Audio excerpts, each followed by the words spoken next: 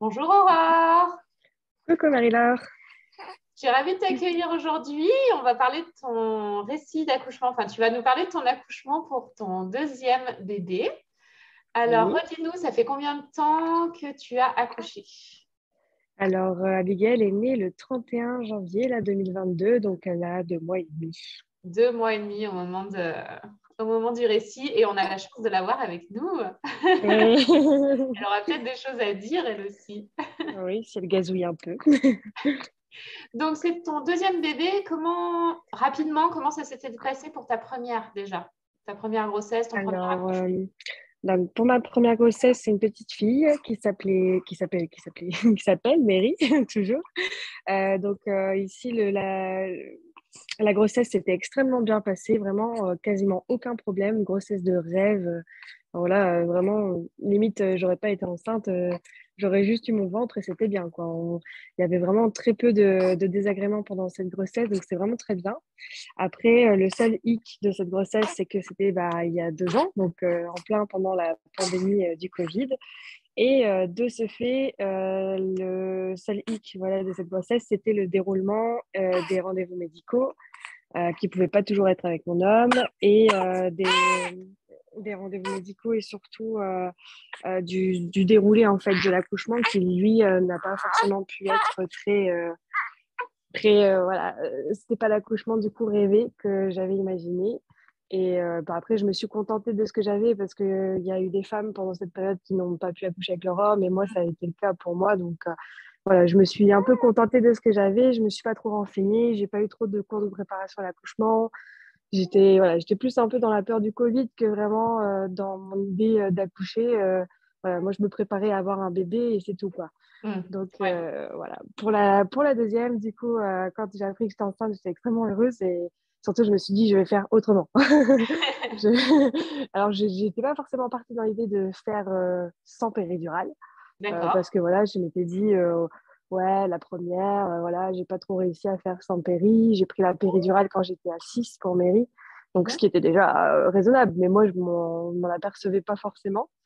Et puis c'est vrai que voilà, Mary, j'ai accouché en position physiologique avec un masque, du coup. Et Gynécologique, ça, on peut dire? ouais, gynécologique, pardon. Gynécologique avec un masque. Et c'est vrai Oh là là. que ça, pour le coup, ça a été un petit peu un choc pour moi parce que les sages-femmes qui te demandent d'expulser un bébé alors que tu as un masque sur la tête, c'est un petit peu compliqué. Donc voilà, ça, je me suis dit, c'est surtout ça que je voulais pas pour la deuxième. Je voulais vraiment pas avoir de masque. Je voulais vraiment être un peu plus libre de mes mouvements, pouvoir ne serait-ce que me lever parce que j'étais allongée tout le temps pour Mary. Donc voilà, je me suis dit là, on va faire autrement. Je vais au moins pouvoir bouger, même si je prends la péri, au moins je pourrais bouger un peu et faire autrement, quoi. Donc là, j'étais vraiment partie dans cette idée-là pour Abigail. Yes. Alors, comment t'as fait? Comment tu t'es préparée? Qu'est-ce que tu as mis en place? Là, pour le coup, je m'étais dit, déjà, je vais faire des cours de préparation à l'accouchement parce que Mhm. pour la première, j'en avais eu un ou deux avec ma sage-femme, mais c'était en visio, donc c'était vraiment pas très concret. Là, je me suis dit, là, je prends des cours de préparation à l'accouchement et je voulais absolument faire en piscine. C'était un de mes rêves et tout. Je me suis dit, non, plus qu'en piscine, ça va être trop bien et tout. Effectivement, c'était vraiment très vrai. Je le referai, c'est sûr, si j'ai un futur bébé, mais vraiment, c'était vraiment super. Donc là, j'étais hyper contente et au fur et à mesure des jours qui passaient, moi, j'étais je sais plus, à 30 semaines. Donc, j'avais réussi à avoir mes premiers cours de piscine et tout. Et au fur et à mesure des jours ils passent, et je me dis, ouais, mais quand même, ce serait bien de me renseigner un peu et tout, de voir comment je vais accoucher. Donc là, du coup, j'ai vu le challenge sur Facebook. Donc, avec Anaïs, on a vu le challenge sur Facebook et puis on s'est dit, bah, on va regarder, au moins on en saura un peu plus. Elle est enceinte en même temps que moi, mais elle attend ça au premier. Donc voilà, on s'est dit, bah, on va regarder le challenge et puis au moins ça permet d'avoir d'autres informations et de voir un petit peu, quoi. Donc, en fait, à la fin du challenge, j'ai seriné tout le monde autour de moi pour dire, s'il te plaît, tu veux pas que je prenne le programme et tout, ça a l'air vraiment bien et tout. Et puis, ils étaient un peu sceptiques en mode, oh, tu vas pas prendre le programme et tout, t'as pas besoin de ça pour accoucher, nanana. Ils me disaient, ouais, mais bon, est-ce que tu vas vraiment le faire? Et puis, si t'accouches avec Péri, tu seras vachement déçu. Je fais, non, mais c'est c'est pas que accoucher avec ou sans péri, c'est avoir des renseignements sur l'accouchement. Donc je les ai un peu serinés. Au final, j'ai eu un peu gain de cause. Donc, pour Noël, ils m'ont offert du coup le programme que j'ai commencé du coup à suivre tout de suite. Je crois que j'ai regardé quasiment toutes les premières vidéos quasiment d'une traite. Bon, après, j'ai ralenti un petit peu aussi, mais je veux dire, vraiment, j'ai trop aimé les vidéos. Donc, ça m'a vraiment donné envie de faire la suite, quoi. Yes. Ah, je savais pas que c'était ton cadeau de Noël. Ah ouais, si, je les ai un peu serinés pour ça. Chouette. Ouais, donc tu t'es préparé avec le programme, préparation en piscine. Ok. Et du coup, ben, dans le programme, est-ce que ça a répondu à tes attentes en termes de ce que enfin, ce à quoi tu t'attendais, pourquoi tu t'étais inscrite? Est-ce que ça a répondu à tes attentes? Est-ce que... Alors, ouais, moi, je m'étais vraiment inscrite. C'était quand on voyait tes vidéos, j'aimais bien les récits des différents accouchements parce qu'effectivement, les différents accouchements, même les récits d'autres personnes qui intervenaient, c'était très intéressant parce que, au final, quand j'ai eu Mary, j'en ai pas parlé à beaucoup de personnes vu qu'on était un peu isolés chez nous. Donc, là, c'était vraiment cool de pouvoir échanger là-dessus, sur nos états de grossesse et sur les accouchements. Et donc, en fait, les récits que tu as donnés, ça m'a vraiment donné envie de savoir, en fait, ça se passe comment un accouchement? Qu'est-ce qui se passe quand on a le droit de demander ça? Ah ouais, mais en fait, elle a le droit de demander ça. Et puis, en fait, ça m'a plein de questions. Et toutes ces questions, au fur et à mesure des vidéos, effectivement, ça a répondu à mes questions. En plus des visios qu'on faisait dans Objectif Naissance, là, vraiment, on pouvait avoir tous les détails sur les vidéos ou les questions qu'on se posait en plus. Donc, vraiment, oui, ça a répondu à mes attentes parce que moi, je voulais des renseignements pour me rassurer sur l'accouchement. Et au final, ça m'a donné l'envie et surtout, ça m'a donné. Enfin, j'ai cru en moi pour le faire sans péridurale, ce que j'avais pas forcément au début. Parce qu'au début, c'était ouais, bon, challenge sans péri. Bon, au moins, je vais en apprendre plus. Et à la fin, c'était non, non, c'est bon, je fais sans péri et tout, c'est bon, ok, on y va et tout. Donc, j'étais vraiment plus motivée. Au fur et à mesure des vidéos, je fais ah ouais, mais en fait, sans péri, c'est 1000 fois mieux et tout. Pourquoi j'ai pas fait ça avant? Donc voilà, c'était vraiment, ça a répondu à toutes mes questions. Hmm. Alors, c'est pas forcément 1000 fois mieux sans péridurale, hein, attention, chacun fait comme elle veut, Non, non, bien sûr, mais en tout cas, il y a toute une autre vision de l'accouchement à avoir c'est pour y ça, aller en confiance et y aller motivé, quoi. Et je crois que c'est du ça. coup, c'est ça que tu as trouvé dans le Ouais. programme. Même avec les filles d'Objectif Naissance, une certaine motivation mutuelle, même si on est en visio, il y a quand même une petite connexion qui se fait entre nous et qui fait que voilà, ce soutien les unes des autres, parce que bah, on a le même objectif, c'est de donner naissance à un bébé. Donc Oui. voilà, c'est vraiment unique comme, comme expérience. Merci. Est-ce que tu peux nous raconter ton accouchement, du coup? Oui, alors, mon accouchement. Donc, bah, comme pour la première, ça a duré à peu près 10 heures, grosso modo. Moi, j'ai commencé à avoir des contractions, c'était la veille, quand j'ai été promener au parc. Je pense que bon, j'avais un peu trop joué avec Mary et j'avais des contractions le soir, donc je ne m'étais pas inquiétée. Après la nuit, j'ai commencé à avoir des contractions vraiment un peu plus fortes. Je me suis dit, ah tiens, là, c'est peut-être pour bientôt, là, comme je savais un peu quel genre de douleur ça faisait, forcément d'avoir déjà eu. Donc, je me dis, ah tiens, là, c'est quand même des contractions fortes. Je fais, bon, on va attendre. Il était 2 heures du matin, 3 heures. Je me dis, bon, ok, qu'est-ce que je fais? J'envoie un petit message à mon homme qui n'était pas à la maison. Et je lui dis, je fais, est-ce que tu dors? Bon, il ne me répond pas, donc il dort. Donc, je me dis, bon, je vais attendre que ça passe, les contractions soient un peu plus fortes.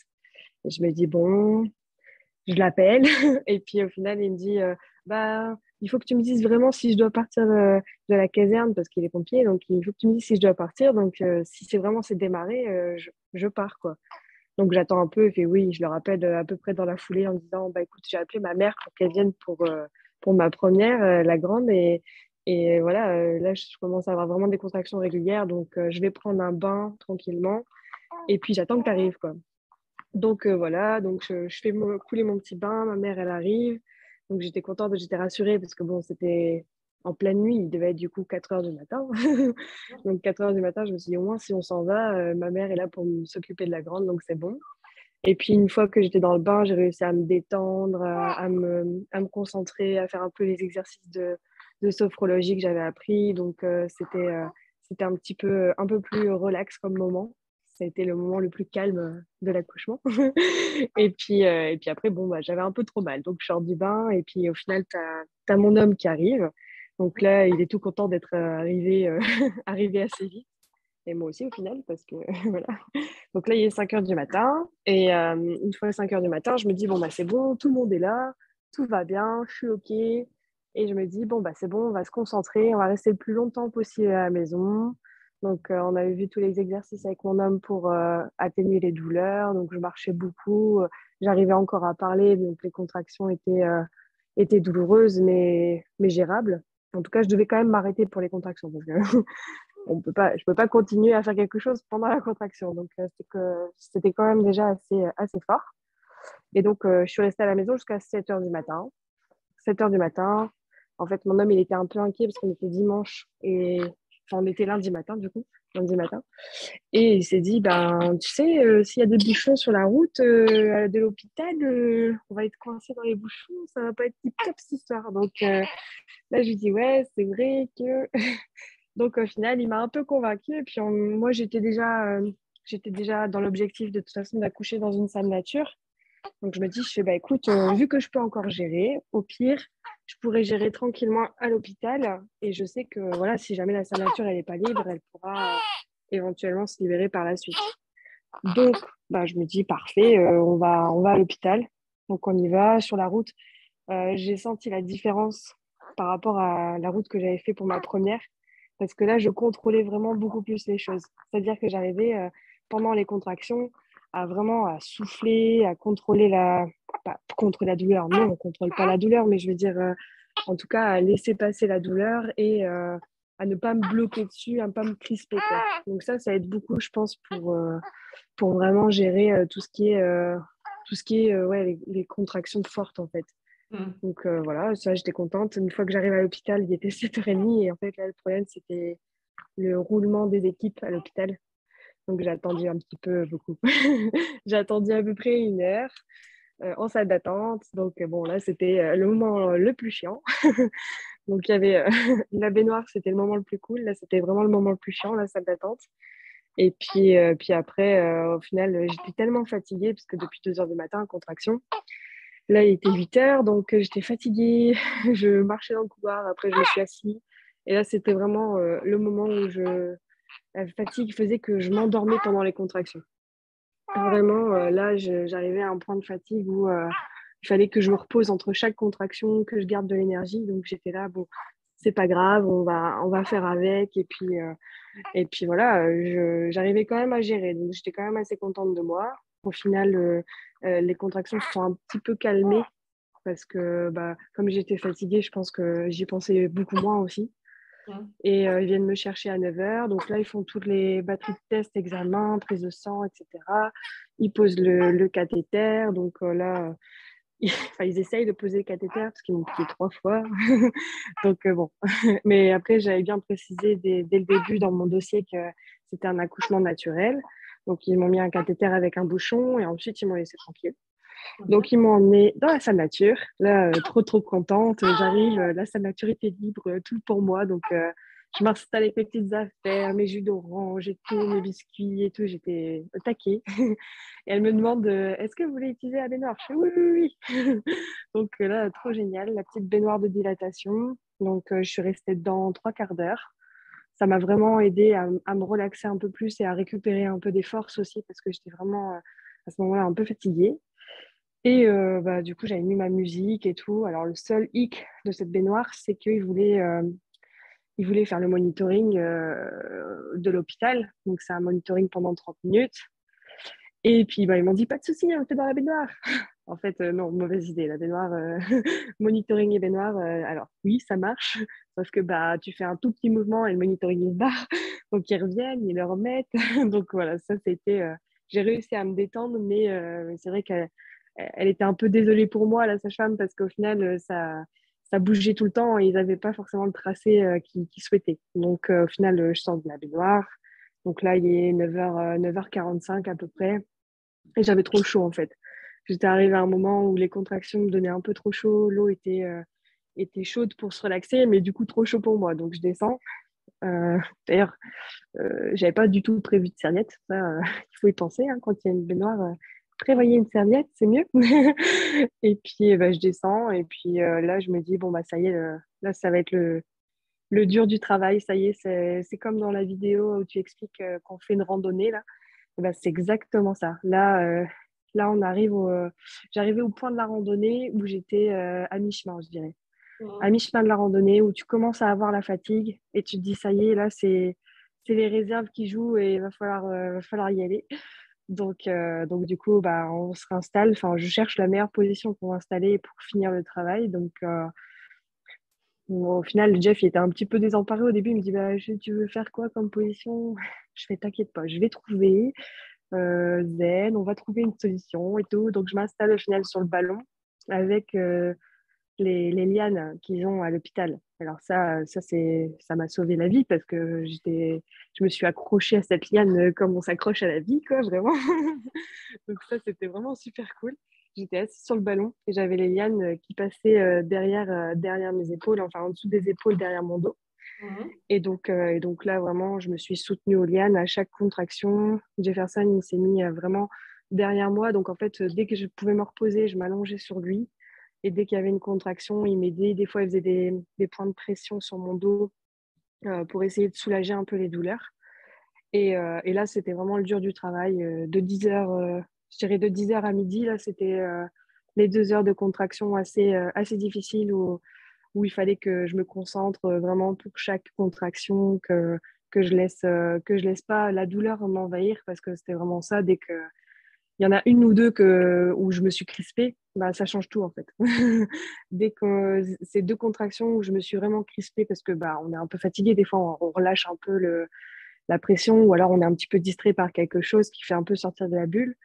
Et là, en fait, c'est vraiment à ce moment-là que c'était difficile. Donc, je me rappelle, j'ai appelé les sages-femmes du coup vers 10h30 en leur disant, écoutez, là, c'est vraiment chaud pour moi. Je sais que dans mon projet de naissance, j'avais marqué que je voulais pas savoir où est-ce que j'étais, donc c'est-à-dire à quel stade de l'ouverture j'étais. Mais en fait, si, là, dites-moi, parce que là, j'ai besoin de savoir. Et sur le coup, elles ont été vraiment super top parce qu'elles avaient tout lu mon projet de naissance. Elles voulaient vraiment le respecter à la règle et tout. Donc là, pour le coup, elles m'ont dit, bah, OK, il n'y a pas de souci, si vous êtes OK, on regarde et tout. Donc, elle regarde et elle me dit, bon, bah là, on est à 5. Et au début, je me suis dit, bon, je suis mi-cuit, là, je sais pas trop. Je sais pas trop si je suis contente ou si je suis pas contente. Donc, au final, je percute pas trop. Et dans ma tête, ça fait purée à 5 et tout. Est-ce qu'on va y arriver et tout, péri, pas péri. Et en fait, c'est à ce moment-là que le soutien qu'on a avec nous est très, très utile parce que là, c'est mon homme qui a pris le relais en fait pour le mental et il m'a dit allez, viens, on se réinstalle sur le ballon et tout. Je vais te faire un petit massage et tout.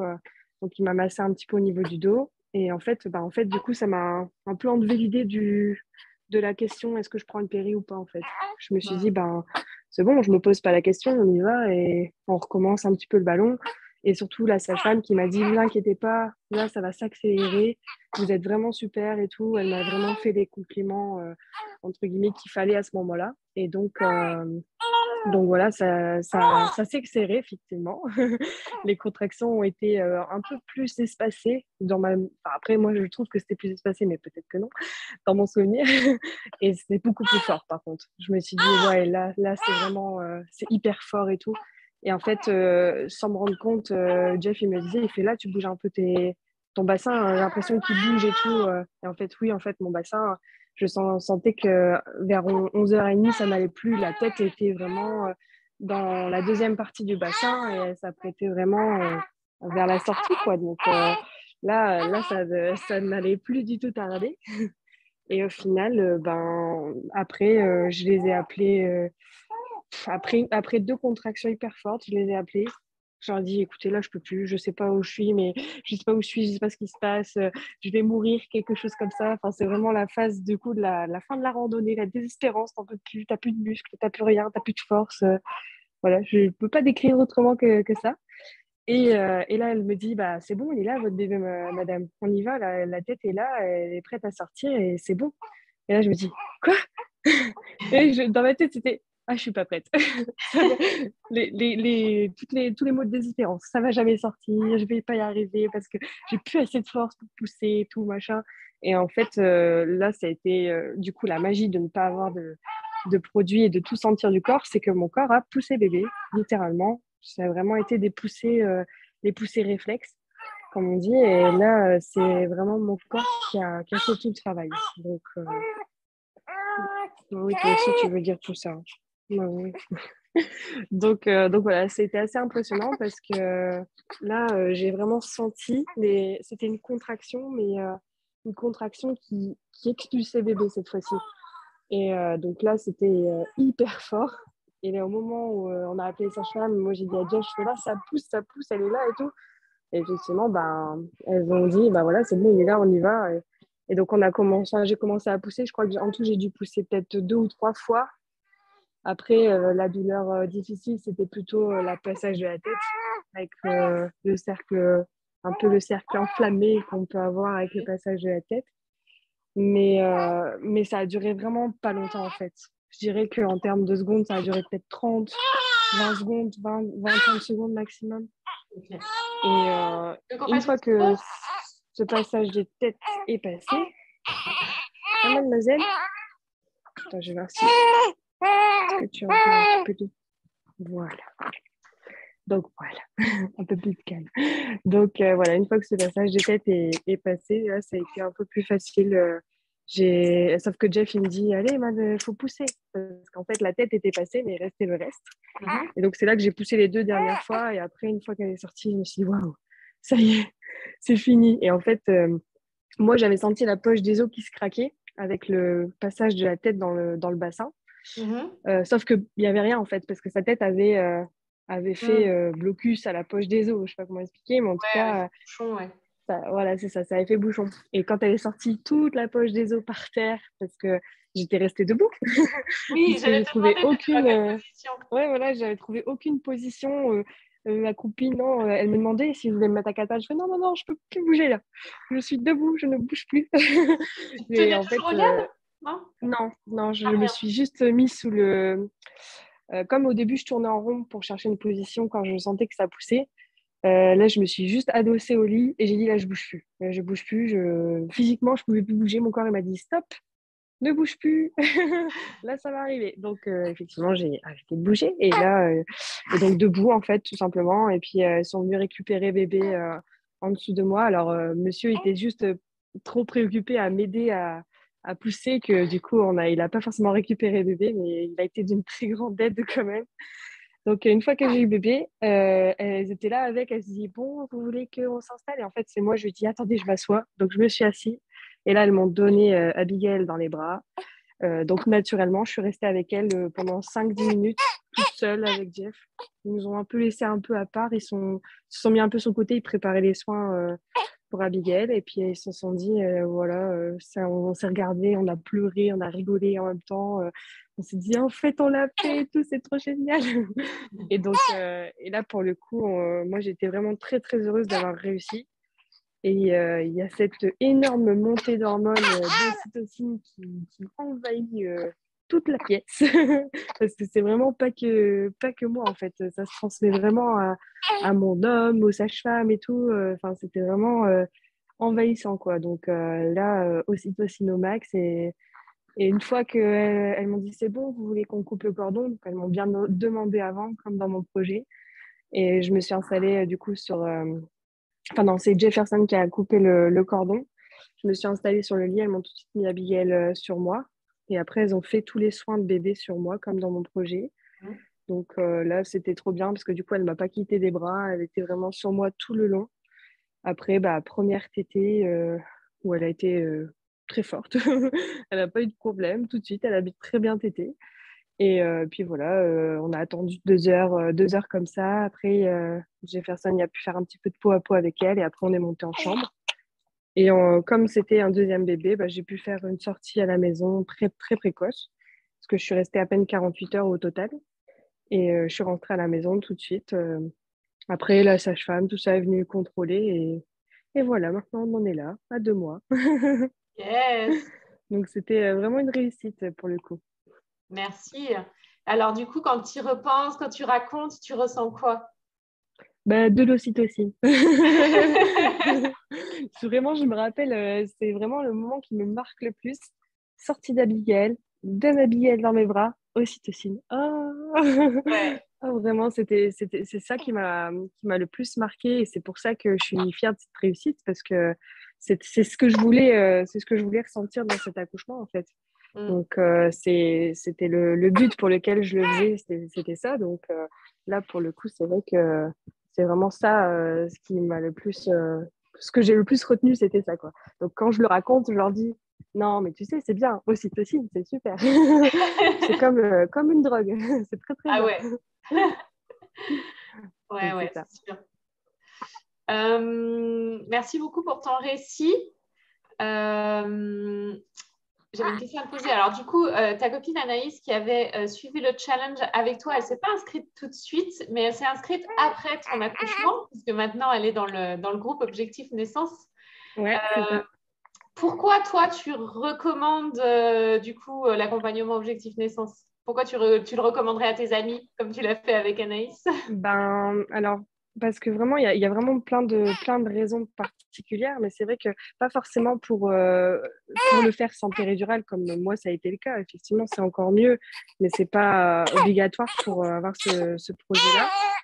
Là, pour le coup, moi, je l'ai recommandé pour avoir des connaissances sur l'accouchement.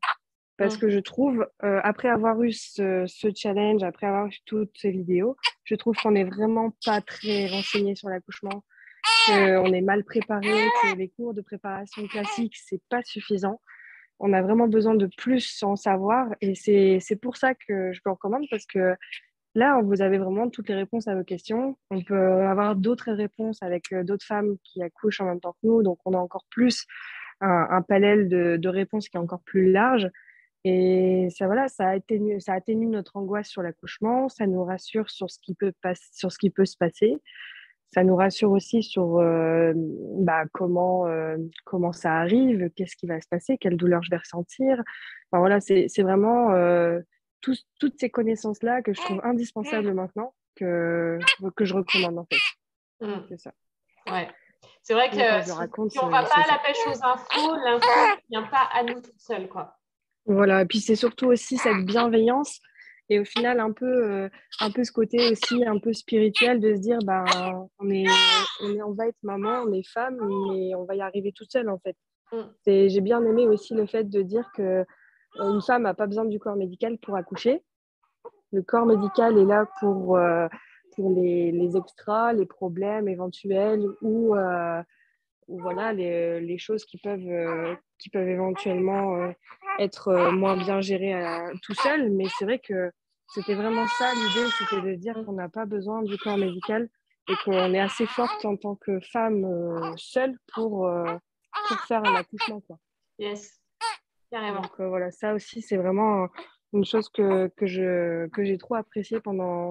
D'ailleurs, je pense que ça a un peu changé ma vision des choses parce que après, je me suis sentie genre comme une super pouvoir, vraiment un super pouvoir de femme. Ouais, moi, j'ai accouché et tout.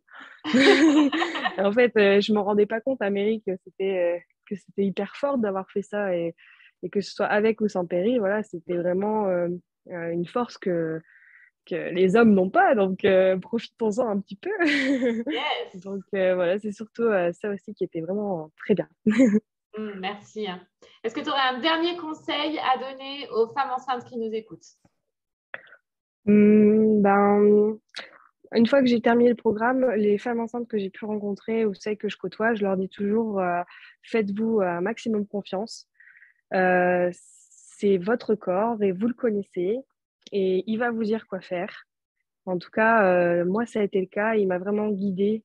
Vraiment, il faut se mettre à l'écoute intérieurement de ce qui va se passer.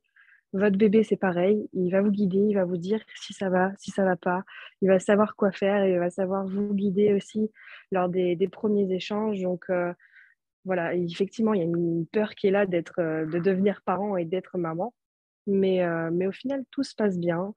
On a besoin que de la maman et du bébé pour que ça se passe bien. Donc, évidemment, tout ce qu'il y a autour, c'est du plus et il faut le prendre.